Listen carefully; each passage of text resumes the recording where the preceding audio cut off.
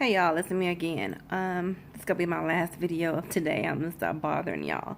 But someone sent me a message and asked me about crash pads, about commuting, and about pay. So I'm just gonna touch briefly on that because in training they're gonna talk about commuting and crash pads, and I'm gonna tell you what my experience is. Alright, so when you get to training, they're going to give a list with all 19 domiciles, and you're going to put your domiciles in order from the one you want the most to the one you want the least. Not guaranteed you're going to get any of that. It just depends on the need at that time of what's open and what's available. Dallas is a new hub. It just opened September, so they're slowly, moving people there. Every month, maybe like 5 at a time or so. I'm trying to get to Houston or Dallas, and I haven't been able to do that yet. I have half my classes from Atlanta, and they haven't been able to get to Atlanta and LA. So let's talk about crash pads. My advice to you would be to start researching crash pads now if you have no plans on moving to wherever you are going to be based. Don't go there with the impression, oh, I'll just stay in a motel or I'll just stay in a crash pad until I get my transfer. Because it's not guaranteed that you're going to get your transfer. You're able to put in a transfer request every month. So you put in your transfer request, and then on the next month or the first of the month, if it falls on a weekday, then they'll grant whatever requests are available. I tried for Houston this month. They didn't send anybody to Houston. Last month they sent 19. I was number 20. So that was my window of opportunity that I missed. And it goes by seniority. So I would definitely get with other classmates who you've built relationships with and have a plan. For one, it's going to be very hard to find a crash pad as a reserve because crash pads are not designed for reserves. And a lot of people who own and who run crash pads do not want reserves.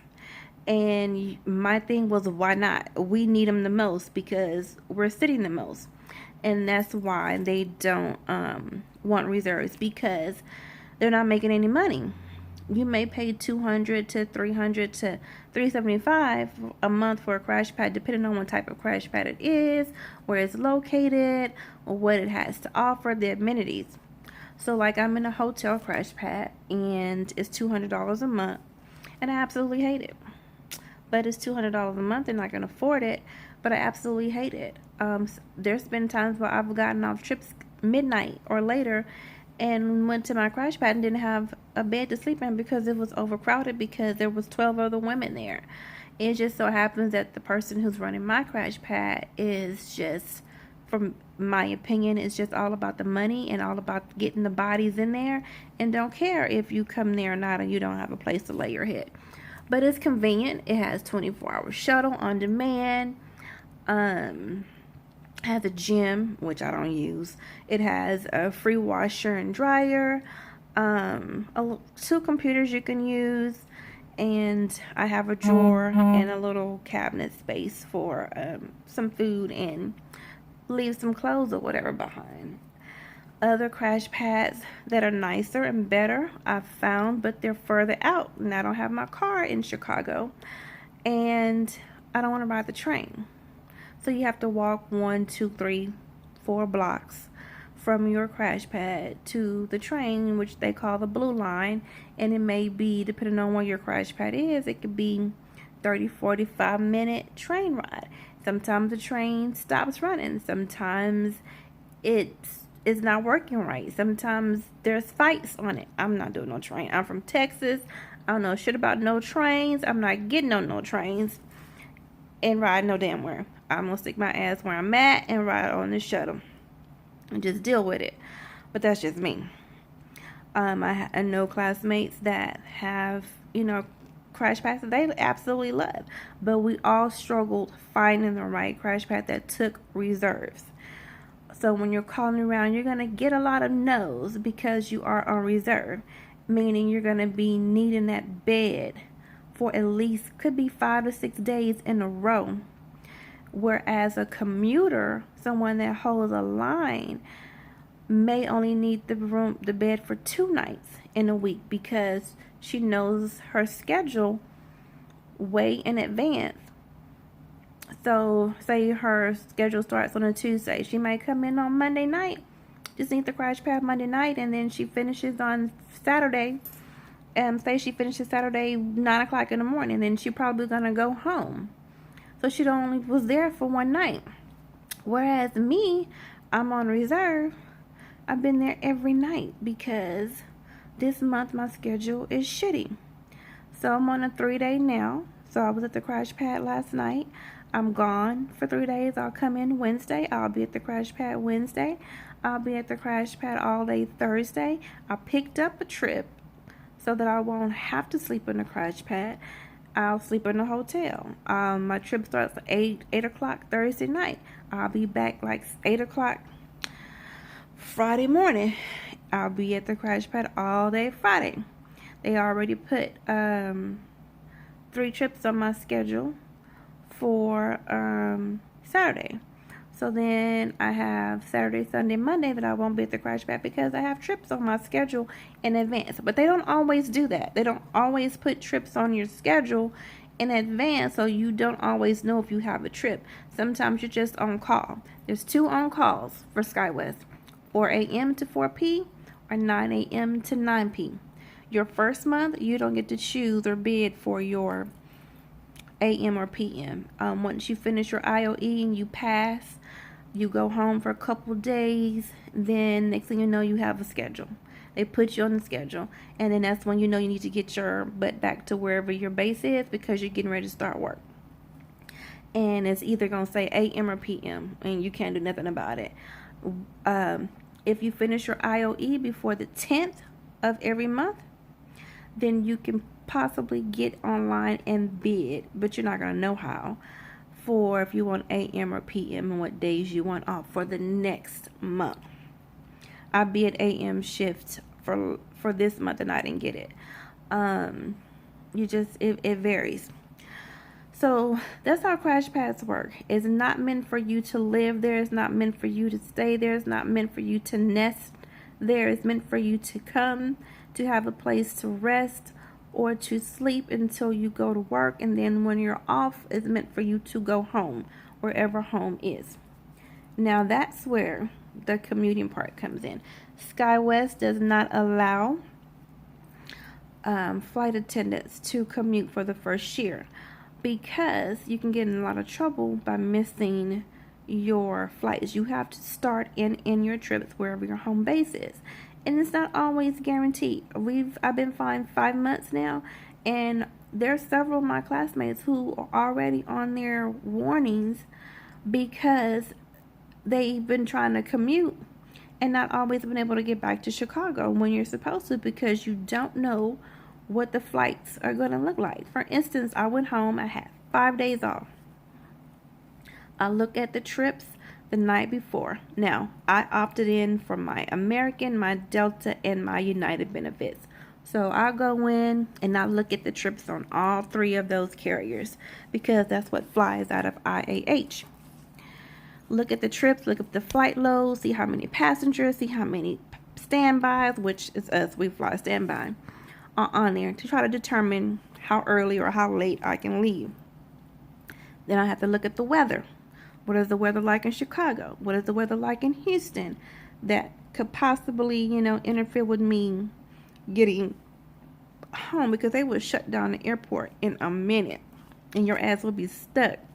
It happened to me twice, but I never had to call in, and I never had to get any points.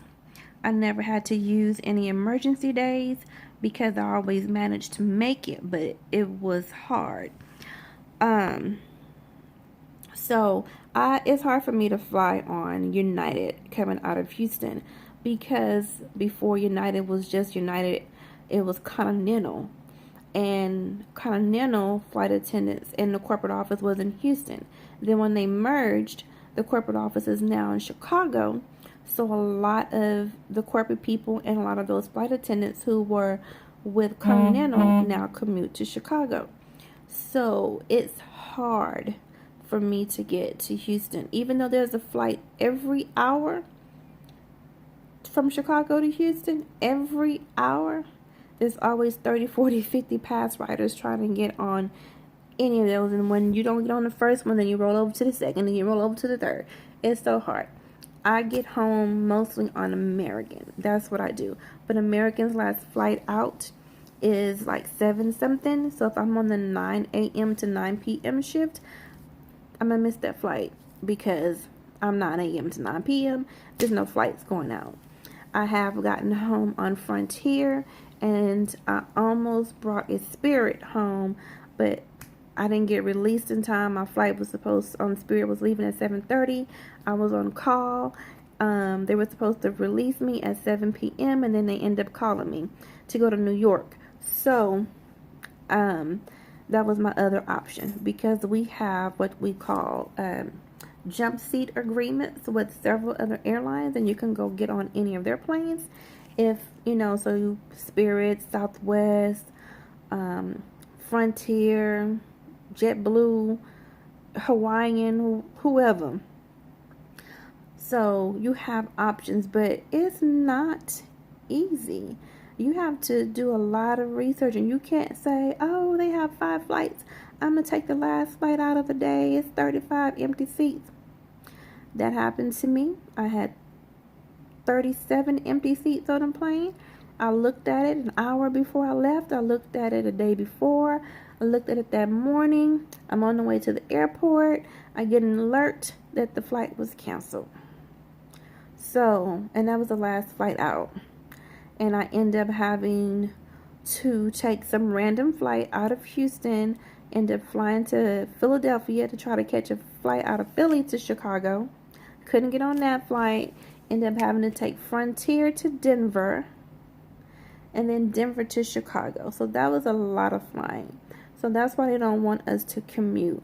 So if you have 3 days off in your bucket and you try to go home, you really only have 1 day off, because you're going to spend 1 day trying to get home, and 1 day trying to get back. And so when I have 2 or 3 days off, sometimes I don't even risk going home, and just, unless I really, really have to, because I have to have doctor's appointments and stuff that I have to do. So I try to go home, and I know that I'm going to be there for 1 day. But if the weather is not looking right, then I don't even bother. This is, what else? So that's the commuting issue. Oh, and as far as Crashpads, as soon as you find out your domicile, excuse me, I would get with people, and either somebody will rent an apartment close to the airport, and y'all split the rent and get some air mattresses or whatnot. But if you don't want to, then go ahead and get a Crashpad. Just know when you're off, you need to go home. You can't stay there. Trip sheet. So I have a 3-day trip. This is my trip sheet. So really can't see it, but it's day 1, day 2, and day 3. So this tells you your duty day, your credit hours, and how your layover hours, and your time away from base. And this is how you get paid. So my total for these 3 days that they assigned me, from the 9th through the 11th, my time away from base is 61 hours and, well, basically 62. It was 61.59. Your time away from base is basically your per diem, because as long as you're gone away from base, you get per diem. So your per diem is $1.95, I believe. So you can multiply the 61.59 times $1.95, and that kind of estimate for this trip what your per diem may look like. And with SkyWest, they don't break up your per diem on one check. We get paid on the 7th and the 22nd. You get your per diem on both your checks, whatever that pay period is. My credit hours, they estimate that this 3-day trip, my credit hours is 15 hours, 15.56. Then you multiply that times your hourly wage, and that is what you're making an hour, and plus your per diem. Now you could be sitting on a plane for 16 hours. You're not getting paid unless the passengers are on board and that main cabin door is closed. That's when you get paid. That's how you get paid. So when you have to report to work, like my report time tomorrow is 5:15 a.m. I'm not getting paid at 5:15 in the morning. My departure time is 6 a.m. So if all my passengers are on the plane and I have the door closed, I'm getting paid from 6 a.m. till we arrive in Chicago, which is not even a 2-hour flight, and the door opens. When that door opens, my pay ends. So that's how you can determine kind of how you're going to get paid. And then when we start bidding, I'm not a line holder, so I don't have a line, but you can try to bid for those trips that have the most excuse me, the most credit to kind of maximize, your pay. I haven't been able to pick up many trips because I only have 1 day off, and you have to have rest period. So when I finish my trip on Tuesday at 9 o'clock, 8 o'clock, 8:45, I have to have 24 hours rest before I can pick up a trip. So if I was off on Wednesday, I have to wait 24 hours to pick up a trip, and that's what I did. So I get in Tuesday night in 1949, and I picked up a trip that's a stand-up, which is, I think is 9 o'clock or something like that. So it's a full 24 hours. So I'm good to work that stand-up. And what else? Crashpad pay. You get paid on the 7th and the 22nd. You get paid by credit hours and by time away from base. So that's how you can kind of calculate what your salary, what your, may and may not look like. Oh, and don't think that you're going to be able to commute. Oh, I just go home on my days off. That is a reserve, because you might not have many days off. You may have 2. You may have 3. You might just have 1 in between your buckets. So you're not going to be able to go home. So please talk to your family, who's ever watching, your kids, your husbands, and let them know, I just happen to have support, and my kids understand, and my mom understands. And yes, I miss them, and it was one time I was sitting in reserve and they didn't use me, and I had so much time to think, and I felt so miserable. I just wanted to give up. I was like, did I make the right decision? Should I be here? This is what I should have done. I left my kids, I need to be there. I'm trying to register my daughter for school, shop for school clothes, make doctor's appointments, all that from Chicago. And so you're going to have those moments where you are depressed and you want to go home.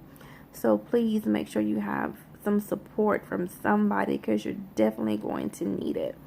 And you get to add people to your privileges if you opt into all of them or one of them, or whatever. You're going to automatically get Delta and United, and then you can choose 2 companions for your United, 1 for your Delta and 1 for your American, and then your parents and your kids automatically will have benefits. You sign them up, but there is an annual fee for all of them. So you do have options. But other than that, you shouldn't have any problems. If you have any more questions, keep inboxing me. I'll be more than happy to address whatever I can. Y'all have a good night. It's Sunday night. I need to watch Insecure and Ballers before I go to bed. Peace.